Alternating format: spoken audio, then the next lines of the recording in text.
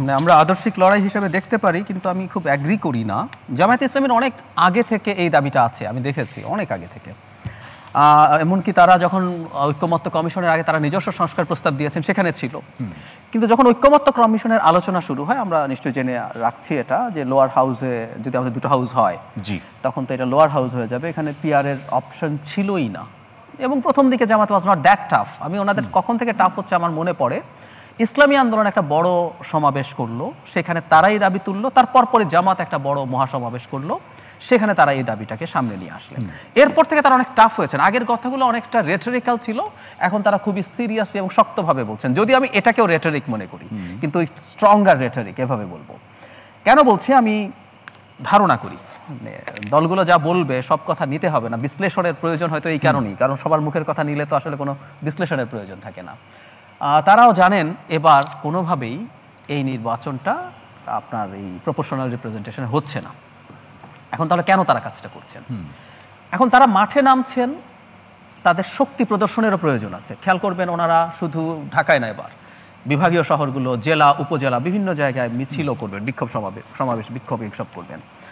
দ্বিতীয় কথাটা হচ্ছে, তারা এক ধরনের নির্বাচনী জোটও তৈরির চেষ্টা করছেন। ইসলামী দলগুলোর সাথে দীর্ঘদিন থেকে আলোচনা করেছেন, এবং আমি মনে করি তাদের স্ট্র্যাটেজিকলি যদি ইসলামী দল না, এমন কিছু দল যেমন এনসিপি আছে, এবি পার্টি আছে, গণ অধিকার পরিষদ আছে, সেটা তাদের জন্য ভালো হতো। কিন্তু এখন পর্যন্ত ওই তিনটা দল আমরা যতদূর দেখেছি তাদের সাথে যাচ্ছে না। তারা চাচ্ছেন বিএনপির বাইরে যত দল আছে। এবং আমি এটুকু বলে রাখি, স্ট্র্যাটেজিকলি শুধু ইসলামী একটা জোটের চাইতে ইসলামী রাজনীতির বাইরের দল থাকা তাদের জন্য সুবিধাজনক।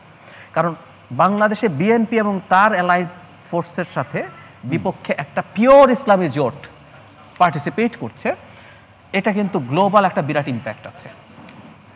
কারণ সেখানে যদি তারা সফল হয়, তাহলে সেটা নির্বাচনকে প্রভাবিত করবে বা বিএনপিকে চাপে রাখবে।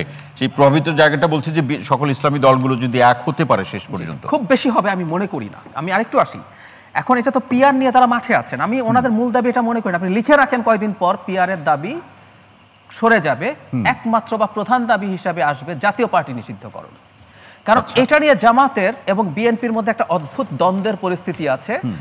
যদি জাতীয় পার্টি থাকে সেটা জামাতের জন্য এবং অন্য দলগুলোর জন্য ভালো কিছু না, আবার জাতীয় পার্টি যদি মাঠ থেকে সরে যায় সেটা বিএনপির জন্য বেশ খারাপ বিষয় হবে। সুতরাং এটাই এখন মূল ইস্যু আমি মনে করি। আমি জামাতের সিরিয়াসনেস বোঝানোর জন্য একটা তথ্য দিই, সেটা হচ্ছে আওয়ামী লীগ যখন নিষিদ্ধ হচ্ছে, জামাত কোনো অফিসিয়াল স্টেটমেন্ট দেয় নাই।